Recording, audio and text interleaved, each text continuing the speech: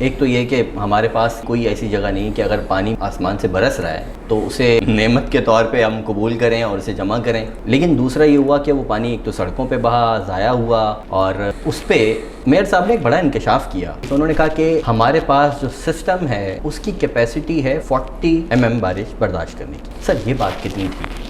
کراچی میں 1967 میں 800 ملی میٹر زیادہ بارش ہوئی تھی. 2007 میں 208 یا 9 ملی میٹر بارش ہوئی تھی. 2010 میں تقریباً 230 ملی میٹر بارش ہوئی.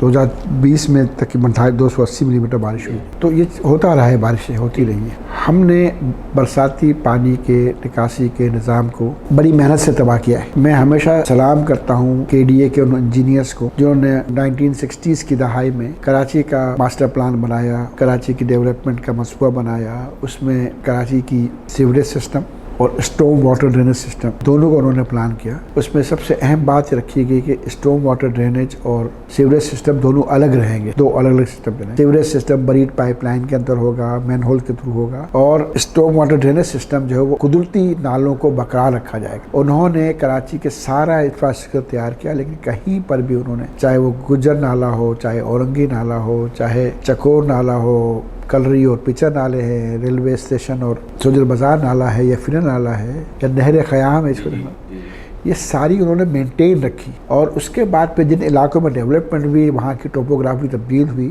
تو وہاں پر انہوں نے ڈرین بنائے ہیں جو الگ پیرل چل رہے تھے. اور یہ آپ دیکھ رہے ہیں، یہ ڈرین جو ہے جتنے کراچی کے پرانے پلان علاقے ہیں، سوسائٹیز کے اندر، فیڈرل بیریا کے اندر، نازمات میں، نارتھ آباد میں، گلشن کے کچھ جو شروع کے علاقے بن گئے تو ان میں ایون شاہ فیصل اور ملیر کے علاقوں میں یہ ڈرین موجود ہے. ڈرین جو ہے آبادیوں سے نکل کر اور وہ جا کے ملتی ہیں کسی نہ کسی برساتی نالے کے اندر. لیکن یہ ساری ڈرین اور ساری جو برساتی نالے تھے، ان کو زیادہ تر خالی رہنا تھا، خشک رہنا تھا. تو ہم بلا کہاں برداشت کرتے. ہم نے اس پہ قبضے کر لی، ہم نے اس کو سالڈ ویسٹ کے لیے استعمال کرنا شروع کر دیا. اور جہاں سیوریج سسٹم نے کوئی گڑبڑ کی، کہیں لائن چوک ہو گئی، تو بجائے اپنی لائن کو ٹھیک کرنے کے ہم نے آسان راستہ نکالا کہ قریبی برساتی کسی ڈرین کے اندر نالے میں پانی ڈال دو. یہ کام لگاتار پچھلے 40 سال سے جی. تو نتیجے میں یہ ہوا کہ جتنا پانی لائنوں میں جا رہا ہے اتنا ہی پانی ان برساتی ڈرینز میں اور برساتی نالوں میں. یہ جو برساتی نالے تھے، لوگوں کو پتا ہے، وہ سمجھتے ہیں گندے پانی کے نالے ہی تھے. گجر نالا، اورنگی نالا، محمودآباد نالا، سب گندے پانی کے نالے، گندے پانی کے لیے تھے ہی نہیں کبھی بھی یہ. لیکن میں نے کہا نا کہ ہم نے بڑی محنت سے سب کو تباہ کر دیا.